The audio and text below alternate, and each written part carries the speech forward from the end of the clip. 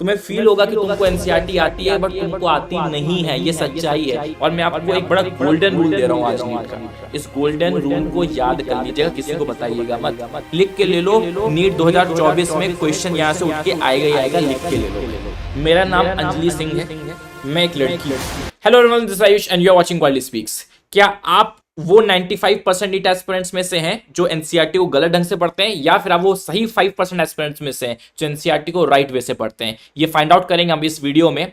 आपको पता है 720 में से ऑलमोस्ट 90% जो पेपर है वो पूरा एनसीईआरटी बेस्ड है, बट स्टिल लोग एनसीईआरटी से मार्क्स स्कोर नहीं कर पाते। इंपॉसिबल लगता है, अजीब लगता है। अरे बिल्कुल वैसा है जैसे सब भगवान ने सबको 24 घंटे दे रखे हैं, बट हर कोई इंसान 24 घंटे में बहुत बड़ा इंसान नहीं बन पाता। कोई इंसान भिखारी रह जाता है, कोई इंसान वर्ल्ड का लीडर बन जाता है। इट ऑल डिपेंड्स कि उस 24 घंटे को आप यूज कैसे करते हो। वही 24 घंटे आपकी एनसीईआरटी किताबें हैं। इन किताबों को आप कैसे यूज करते हो, कैसे यूटिलाइज करते हो, वो डिटरमाइन करेगा कि 720 में से 700 आएंगे कि 720 में से 200 भी नहीं बनेंगे। Let's find out. पहले तो गाइस हमारा ऐप जरूर डाउनलोड कर लेना, क्वालिटी स्पीक्स कोटा, बहुत बेहतरीन ऐप है। इसमें हमारा एक नया बैच लॉन्च हो रहा है, दैट इज एकलव्य बैच, जो आपको बहुत पसंद आएगा। ऑलरेडी बहुत सारे स्टूडेंट्स का प्यार हमको मिल चुका है इसमें, ठीक है। एकलव्य बैच आप ज्वाइन कर सकते हैं, 15 जून से स्टार्ट हो रहा है। कंप्लीट फिजिक्स, कंप्लीट केमिस्ट्री आपको मिलेगी, और हमारी एनसीईआरटी हाइलाइट्स भी डली हुई हैं। एनसीईआरटी हाइलाइट्स क्या है आपको बताएंगे थोड़ी देर में। तो इस ऐप को डाउनलोड करिए, अपनी प्रिपरेशन को बेटर करिए। Let's start.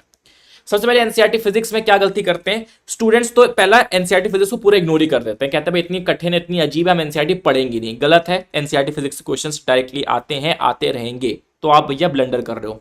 फिर है आप एनसीईआरटी पढ़ने की कोशिश करते हो ताकि उससे कुछ सीखने को मिल जाए। एनसीईआरटी से जो बेसिक्स क्लियर करने की कोशिश करेगा, अरे आते जाते कॉन्सेप्ट्स वो भी डगमगा जाएंगे। तो एनसीईआरटी से कभी मत कोशिश करिए कुछ कॉन्सेप्ट को क्लियर करने की। और तीसरी और सबसे बड़ी मिस्टेक होती है कि हम पूरी एनसीईआरटी रीड करने की कोशिश करते हैं। दिक्कत क्या है कि भैया अगर चैप्टर है, उस चैप्टर में लिटरली 15% से 20% कंटेंट ही काम का है जो नीट का है, बट आप बाकी 80% कंटेंट में उलझे हुए होते हैं। ये समझ ही नहीं आ रहा ये क्या है, ये तो अजीब लग रहा है। अबे वो आएगा नहीं नीट में, तुम पढ़े जा रहे हो उसको और तुम सोचे जा रहे हो कितनी अजीब बुक है। जो 15-20 का मेन कंटेंट हो, इजी कंटेंट हो, जो आएगा नीट में, वो आपको पढ़ना है।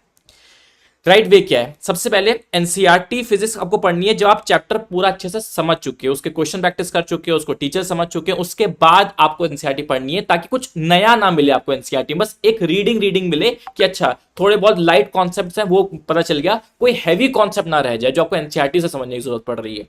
दूसरा, सिर्फ और सिर्फ एनसीईआरटी के इंपॉर्टेंट और रेलेवेंट लाइंस को ही पढ़ना है। पूरी एनसीईआरटी, कोई भी ऐसा चैप्टर नहीं है जिसकी सारी एनसीईआरटी लाइंस इंपॉर्टेंट है। सिर्फ स्पेसिफिक लाइंस, स्पेसिफिक पॉइंट्स ही इंपॉर्टेंट है, उन्हीं को पढ़ना है, ठीक है। बट सर हमें तो पता ही नहीं चलता, हम एनसीईआरटी पढ़ने बैठते हैं, हमको तो 80% क्या इरेलीवेंट है, 20% क्या रिलेवेंट हो पता ही चलता। उसके लिए हमारे पास आपके लिए एनसीईआरटी हाइलाइट्स है, ठीक है। एनसीईआरटी हाइलाइट्स में जितने इंपॉर्टेंट लाइंस हैं एनसीईआरटी के, वो सारे मेंशन्ड है। सब प्राइसिंग क्या है इसकी? प्राइसिंग 99 रुपीज़ है। बताऊँ ये बहुत कम प्राइसिंग है। कैसे कम प्राइसिंग है? मैं अपनी फैमिली के साथ अभी बाहर गया था, 2 पेस्ट्री खाई हमने चॉकलेट की, चोको एक्सेस पेस्ट्री खाई 120 रुपए की। 60 रुपीज़ की 2 पेस्ट्री थी, हमारे 120 रुपए लग गए। 5 मिनट में ये पेस्ट्री खत्म हो गई और खाए पिए भूल गए। बट उससे कम दाम में आपके पूरे एक करियर डिटरमाइनिंग एग्जाम, एक करियर डिटरमाइनिंग एग्जाम का एक सब्जेक्ट का लोड पूरा कम हो जा रहा है, ठीक है। एक बार 99 रुपीज इन्वेस्ट करोगे, जो एनसीईआरटी पढ़ने का डर है वो खत्म हो जाएगा। सिर्फ और सिर्फ रेलिवेंट चीजें पढ़ोगे, टाइम, एनर्जी, एफर्ट सब कुछ सेव कर लोगे। पेस्ट्री में 120 रुपए वेस्ट कर दी मैंने, खत्म हो गया, पता भी नहीं चला, फिर भूख लग गई। 99 रुपीज इन्वेस्ट करोगे, हमेशा याद करोगे, हमेशा ये 99 रुपीज आपको रिटर्न देते रहेंगे, ठीक है, आपका टाइम सेव करते रहेंगे। फिर सॉल्व एग्जांपल्स को करना बहुत जरूरी है एनसीईआरटी में। अगर मैं कहूं कोई एक चीज करो तो एनसीईआरटी के हर एक चैप्टर के सॉल्व एग्जांपल्स कर लेना, ठीक है। सारे एग्जांपल्स करने की जरूरत नहीं होती है, मैंने एनसीईआरटी हाइलाइट से मार्क कर रखे हैं कि कौन कौन से एग्जांपल्स करने, कौन कौन से एग्जांपल्स इंपॉर्टेंट है, कौन से नहीं करने, कौन से बस 1-2 बार नजर फेरने वाले हैं। मैंने सब कुछ मेंशन कर रखा है। अगर आपको बिलीव नहीं होता, हर साल एनसीईआरटी एग्जाम्पल से क्वेश्चन उठ के आना ही आना है। मैं एग्जाम्पल के लिए आपके सामने ले आया हूं, नीट 2023 का डेटा है, नीट 2022, नीट 2021, एवरी ईयर, ये तो गारंटी है, लिख के ले लो भाई, लिख के ले लो। नीट 2024 में क्वेश्चन यहां से उठ के आएगा ही आएगा, लिख के ले लो भाई, ठीक है। तो क्यों नहीं कर लेते हो यार, ज्यादा सॉल्व एग्जाम्पल्स करने नहीं है, और इसमें मैंने बता ही रखा है कौन कौन से करने हैं आपको, ठीक है, कर लो। फिर बात करते हैं एनसीईआरटी केमिस्ट्री में क्या मिस्टेक होती है। सबसे पहले अब एनसीईआरटी केमिस्ट्री और एनसीईआरटी बायो में क्या होता है, ये कुछ ज्यादा ही एनसीईआरटी सेंट्रिक हो जाता है आपका एनटीए या फिर नीट, ठीक है। तो हम लोग बहुत रटाफिकेशन माइंडसेट लेके चलते हैं कि भैया रटना है, हर एक लाइन रटनी है, जो भी इनऑर्गेनिक केमिस्ट्री बस रटनी है, ऑर्गेनिक केमिस्ट्री बस रटी रटो रटो रटो। अब रट ही नहीं पाओगे, इम्पॉसिबल है। तो रट्टाफिकेशन माइंडसेट काम नहीं आएगा जो लोग करते हैं। फिर हम क्या करते हैं, न्यूज़पेपर रीडिंग करते हैं बहुत ज्यादा, बहुत लोग ये करते हैं। न्यूज़पेपर रीडिंग क्या है, एक साइंटिफिक टर्म है। इसका मतलब ये होता है जब न्यूज़पेपर ऐसे पढ़ते हो तो आप याद करने के पर्पज से नहीं पढ़ते, बस आप बस रीड मार रहे हो, लाइक एज अ जैसे कोई इन्फॉर्मेशन बस देख रहे हो, इन्फॉर्मेशन से गो थ्रू हो रहे हो। आपको न्यूज़पेपर रीडिंग नहीं करनी है, आप कोई हैरी पॉटर की नॉवल नहीं पढ़ रहे हो, आप एक ऐसी बुक पढ़ रहे हो जिसकी हर एक लाइन्स को आपको याद करना है। और वो याद कैसे होंगी, वो इस मेथड से नहीं होगी, वो दूसरे मेथड से होंगी, वो बताऊंगा कैसे। क्या करना है, राइट वे क्या है, पहला फिर से एनसीईआरटी का चैप्टर तभी कंप्लीट करना है जब आपने चैप्टर पहले से पढ़ लिया हो, उसके क्वेश्चन प्रैक्टिस कर लिए हो, लेक्चर नोट्स बना लिए हो, टीचर समझ लिया हो, उसके बाद एनसीईआरटी पढ़ने बैठो। एनसीईआरटी के जो इंटेक्स्ट क्वेश्चंस हैं वेरी इंपॉर्टेंट, इंटेक्स्ट क्वेश्चन दिखा देता हूं, ये है इंटेक्स्ट क्वेश्चंस होते हैं, ये इंटेक्स्ट क्वेश्चंस होते हैं जो आपके चैप्टर के बीचों बीच मिलते हैं आपको, ठीक है। ये इंटेक्स्ट क्वेश्चन इंपॉर्टेंट होते हैं। एनसीईआरटी के एग्जाम्पलार करो, एनसीईआरटी की एक्सरसाइज करो। क्यों बोल रहा हूं, ये जो चीज करेगा, जो ये तीनों चीज करेगा, अगर तीनों का टाइम नहीं है एटलीस्ट ये दो चीज करो। जो क्वेश्चन प्रैक्टिस सॉरी जो इंटेक्स्ट क्वेश्चन और एग्जाम्पलार करेगा, एटलीस्ट आपकी जो एनसीईआरटी की नॉलेज है वो पक्की होती चली जाएगी। आप बस थ्योरी पढ़ लोगे, आपको लगेगा आपको आता है, तुम्हें फील होगा कि तुमको एनसीईआरटी आती है, बट तुमको आती नहीं है, ये सच्चाई है। जब क्वेश्चन प्रैक्टिस करोगे तभी वो कड़वी सच्चाई आपको पता चलेगी। क्वेश्चन प्रैक्टिस से ही एनसीईआरटी पक्की होगी, चाहे फिजिक्स ले लो, चाहे केमिस्ट्री ले लो, चाहे बायो ले लो। फिर लाइंस को मार्क करना बहुत इंपॉर्टेंट है। जैसे कि आपके सामने एक एनसीईआरटी कुछ पैराग्राफ में लेके आया हूं, अब रीड कर रहे हो, बस सिंपल रीड नहीं करना, अंडरलाइन करो इंपॉर्टेंट लाइन। जैसे crystalline solids are anisotropic in nature, underline करो भैया, ठीक है। Amorphous solids on other hand are isotropic nature.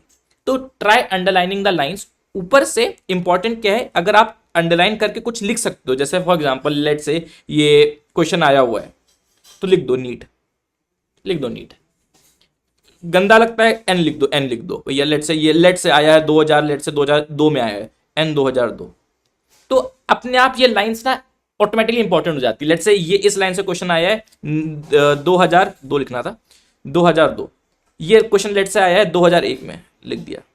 तो दोबारा जब इन लाइंस को आप रीड मारोगे तो आप ज्यादा सीरियसली इन लाइंस को याद करोगे, ज्यादा सीरियसली इन लाइन को पढ़ोगे। तो सामने लिख दो किस ईयर में क्वेश्चन आया है, या फिर इंपॉर्टेंट है लिख दो इंपॉर्टेंट।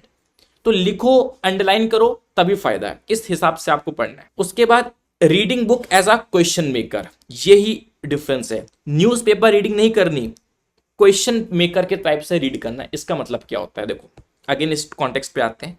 जैसे फॉर एग्जांपल मैं पढ़ रहा हूं, ये पैराग्राफ पढ़ते हैं कि भैया crystalline solids are anisotropic in nature, that is some of their physical properties like electrical resistance or refractive index show different values when measured along different directions in the same crystal.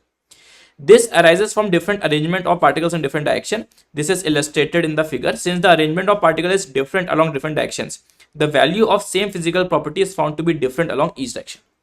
ये paragraph हमने पढ़ लिया। अब रुको, अब सोचो, थोड़ा zoom कर लेता हूं। अब सोचो, मन में आराम से बैठो, क्या क्या क्वेश्चंस आ सकते हैं। पहला क्या आ सकता है, क्रिस्टलाइन सॉलिड्स का नेचर क्या है, anisotropic. What is anisotropic nature, what is anisotropic nature? Anisotropic nature is कि some of the physical properties like electrical resistance, refractive index और different values when measured along different directions. मतलब anisotropic nature का मतलब क्या हुआ कि जो physical properties होती हैं ये डिफरेंट वैल्यू शो करती हैं when measured along different directions। तो different directions में अगर different values आ रही हैं तो वो anisotropic nature। अच्छा, तो अपने मन में सोच लिया कि हाँ ये भी आ सकता है, anisotropic nature क्या होता है, ये आ सकता है।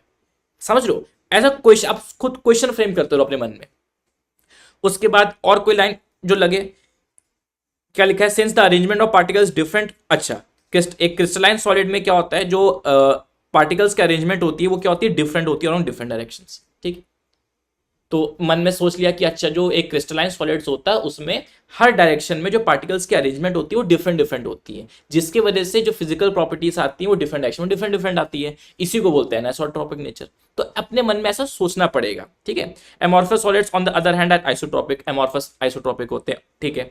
It is because there is no long range order in them. सोचो भैया, अच्छा क्वेश्चन आ सकता है कि भैया लॉन्ग रेंज ऑर्डर किसमें नहीं होता, एमॉर्फस में। मतलब लॉन्ग रेंज ऑर्डर किसमें होता होगा, क्रिस्टलाइन में होता होगा। तो आराम से एक पैराग्राफ पढ़ो और सोचते रहो अपने मन में क्या क्वेश्चंस आ सकते हैं, इससे मैं क्या क्या क्वेश्चन फ्रेम कर सकता हूं। ट्विस्ट एंड टर्न करो, बिल्कुल पूरा अच्छे से कहते हैं ना शेक करके रख दो उस पूरे पैराग्राफ को, मैं क्या क्या क्वेश्चन बना सकता हूं। ऐसे धीरे धीरे पढ़ो, तब आपको क्लैरिटी आएगी कैसे पढ़ना है। यहां लिखा है therefore value of any physical property would be same along any direction, ठीक है। Arrangement is irregular along all direction, तो आप समझ सकते हो कि अच्छा एमॉर्फस में डायरेक्शन क्या होता है, इरेगुलर होता है डायरेक्शन में, ठीक है। इस हिसाब से आपको पढ़ना है, ठीक है, इस हिसाब से आपको पढ़ना है, क्वेश्चन मेकर की तरह पढ़ना है। एक पैराग्राफ पढ़ो, रुक जाओ, थम जाओ, सोचो, आराम से 10 मिनट सोचो क्या क्या क्वेश्चन बना सकता हूं। ऐसे धीरे धीरे पढ़ना पड़ेगा फॉर द फर्स्ट टाइम, इतना स्लो स्लो पढ़ोगे, फास्ट मत पढ़ना, ठीक है। जब एक बार पढ़ लिया समझ लिया, फिर रिवीजन फास्ट कर दो, क्योंकि एक बार आप अच्छे से पढ़ लोगे एनसीईआरटी को, एक बार बहुत डीपली पढ़ लोगे, टाइम लगा लगा के पढ़ लोगे, 4-5 घंटे लगा दोगे एक चैप्टर करने में, उसके बाद रिवीजन फास्ट कर देना, ठीक है। क्यों रिवीजन फास्ट कर देना, क्योंकि आप लाइंस को आप अंडरलाइन कर चुके हो, इंपॉर्टेंट लाइंस आपको पता चल गई है। और कभी एक बार क्या करना, रिवाइज करना ही मत, डायरेक्टली क्वेश्चन सॉल्व करने लग जाना एनसीईआरटी के, मतलब डायरेक्टली एक्सरसाइज सॉल्व करने लग जाओ, एक्सरसाइज सॉल्व करने लग जाओ, पता चल जाएगा कितना पानी में हो। डायरेक्टली इंडेक्स क्वेश्चन सॉल्व कर लो, डायरेक्टली एग्जाम्पल सॉल्व कर लो।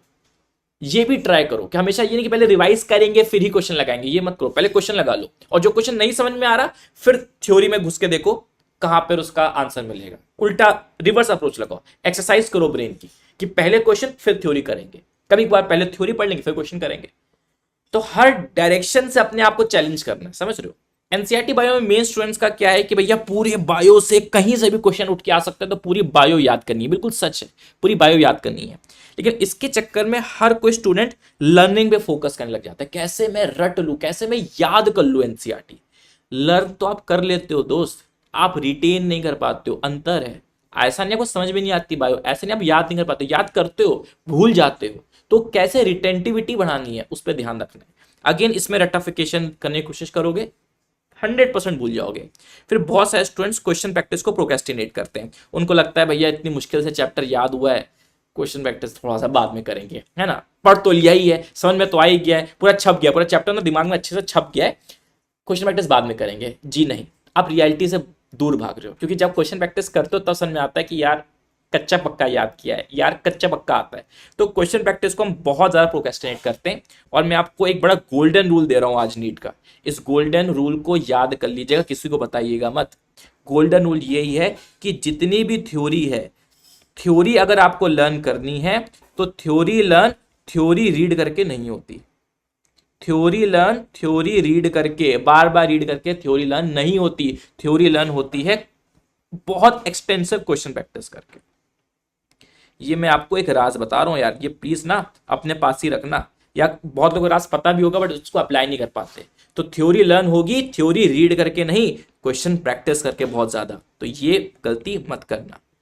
राइट वे क्या है एनसीईआरटी पढ़ने का, सबसे पहले लॉजिकल रिलेशन बताओ इन बिटवीन द लाइंस, ठीक है। डीप रीडिंग करो, डीप रीडिंग का मतलब क्या है, देखो मेरा नाम अंजलि सिंह है, मैं एक लड़की हूं, ठीक है, मैं आपको कह रहा हूं, मानो भी बात, मेरा नाम अंजलि सिंह है और मैं एक लड़की हूं, ये 2 लाइन आपको रटनी है, आप रट रहे हो, ठीक है। इनका नाम अंजलि सिंह है, ये एक लड़की है, इनका नाम अंजलि सिंह है, एक लड़की है।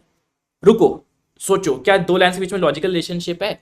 इनका नाम अंजलि सिंह है, अच्छा अंजलि सिंह तो वैसे लड़कियों का नाम होता है, और दूसरा स्टेटमेंट है ये एक लड़की है, तो याद हो पा रहा है, एक लॉजिकल रिलेशन डेवलप हो पा रहा है कि नाम भी तो अंजलि सिंह है, लड़की वाला नाम है, और ये कह रहे हैं कि ये लड़की है, जैसा लॉजिकल रिलेशनशिप आप कुछ फील कर पाए। चलो थोड़ा सा मैं बायो का एग्जांपल देता हूं, मान लो कोई मैं एग्जांपल दूं, जैसे आपका जो हार्ट बीट है, हार्ट बीट लेट से आपको गिवन है, मान लो एनसीईआरटी में गिवन है, हार्ट बीट कितना होता है 72 बीट्स पर मिनट, मान लिया हमने ये पर मिनट 72 बीट्स पर मिनट, ठीक है, ये एक फैक्ट लिखा हुआ है। फिर लिखा हुआ है कि लेट से कार्डियक साइकिल, आप जानते हो कार्डियक साइकिल मतलब क्या होता है कि एक बीट में कितना टाइम लगता है, कार्डियक साइकिल है 0.8 सेकेंड की, कार्डियक साइकिल मतलब एक बीट में कितना टाइम लग रहा है। अब तुमने कहो ये एक स्टेटमेंट है, heart beat 72 beats per minute है, कार्डियक साइकिल 0.8 सेकंड से, रटते जा रहे हैं, क्या इनके बीच में लॉजिकल रिलेशनशिप है? हाँ बिल्कुल लॉजिकल रिलेशनशिप है भैया, 72 बीट्स पर मिनट मतलब 72 बीट्स हो रही हैं एक मिनट में, और आई कैन से 72 बीट्स हो रही हैं, हार्ट के 72 बीट्स हो रही है इन 60 सेकेंड्स। तो एक बीट को कितना टाइम लगेगा, 72 बीट्स एक 60 सेकेंड्स ले रही हैं, तो एक बीट कितना लेगी 60/72। सॉल्व कर लोगे आप, 0.8 आ जाएगा। एग्जैक्ट ये 0.83 आएगा, बट अप्रोक्सीमेटली 0.8 आ जाएगा। तो आपने क्या किया, एक लॉजिकल रिलेशनशिप इनके बीच में डेवलप कर लिया। अब आप ये कभी नहीं बोलोगे, ठीक है। अब अगेन बुक को रीड करना है, न्यूज़पेपर रीडिंग नहीं करनी है, क्या करना है, as a question paper read करना है और एनसीईआरटी लाइंस को ट्विस्ट कर करके समझना है। कहने का मतलब जरूरी नहीं है आपके बायो के जो सवाल आ रहा है वो डायरेक्टली एनसीईआरटी से एज इट इज आ जाए, वो ट्विस्ट करके आ सकता है। फॉर एग्जाम्पल मैं कहूं कि हार्ट बीट, जो आपका हार्ट बीट है उसका रेट क्या है, हार्ट बीट कितनी कितनी टाइम्स हार्ट बीट होती है, तुमने रट के गए हो 72 बीट्स पर मिनट, अब ये रट के चले गए हो 72 beats per minute. Let's say option में है ही नहीं 72 बीट्स पर मिनट, ऑप्शन में है 144 बीट्स इन 2 मिनट्स। एक ही तो बात हुई, जो चीज 72, अगर 1 मिनट में 72 मिनट हो रहा है तो 2 मिनट में इसका डबल होगा 144 बीट्स। लेट्स ऑप्शन में है ही नहीं 72 बीट्स पर मिनट, है एनसीईआरटी का सवाल बट ट्विस्ट कर दिया, ऑप्शन में ये दिया नहीं, ऑप्शन में ये दे दिया 144 बीट्स इन 2 मिनट्स। तो इसीलिए थोड़ा सा आराम से ठहर के, इसी को बोलते हैं डीप रीडिंग, जैसे केमिस्ट्री में किया था। एक पैराग्राफ पढ़ो, आराम से सोचो सोचो, खो जाओ उस पैराग्राफ में, ढूंढो एक एक क्वेश्चन को, बिल्कुल ढूंढो, ऐसे कर सकते हैं इसको, ऐसे ट्विस्ट कर सकते हैं, खो जाओ। पहली बार ऐसे रीडिंग करनी है, उसके बाद रिग्रेस क्वेश्चन प्रैक्टिस करनी है। सीक्रेट यहां पर लिखा हुआ है आपके सामने, थ्योरी लर्न क्वेश्चन प्रैक्टिस से होती है। उसके बाद अगेन वही चीज है, फास्ट रिवाइज करना, रिवीजन फास्ट करने की कोशिश करना, बार बार रिवीजन करना और बहुत बार कभी बार रिवर्स माइंड के साथ खेलना। पहले क्वेश्चन प्रैक्टिस में घुस जाना डायरेक्टली, ठीक है, पीवाईक्यू सॉल्व करने लग जाना डायरेक्टली, उसके बाद रिवीजन करो, जो पॉइंट वीक है फिर वो अलग से रिवाइज करो, अलग से पहले, बाद में थ्योरी उठाओ, पहले क्वेश्चन उठाओ फिर थ्योरी उठाओ, ठीक है। तो these are the points, these are the right way. I hope आपको थोड़ी सी क्लैरिटी आई होगी। बाकी हमारे टेलीग्राम ग्रुप को ज्वाइन कर लीजिएगा इस क्वालिटी स्पीक्स न्यू यूजी, ठीक है, लिंक मैं आपको डिस्क्रिप्शन में दे दूंगा। मेक श्योर कि आप टेलीग्राम को ज्वाइन करें, बहुत ऑसम कंटेंट हम यहाँ डालने वाले हैं। आई होप क्लैरिटी आई होगी। That's for the video, thank you so much.